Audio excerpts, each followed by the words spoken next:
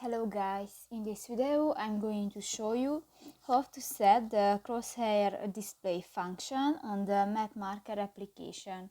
But first of all, I just want to mention, please don't forget to subscribe to our channel, because at 100,000 subscribers we are going to show you our YouTube revenue statistics and growth strategy, how to make money online. So let's jump into it. First of all, open the application on your device. Tap to the three lines at the upper left corner of the screen, and in the help and feedback section you can find the settings option and step on it. And in the display section you can find the first option, the crosshair display, and click that, and you can find two options, the contextual and always, and just select one and step on it, and done.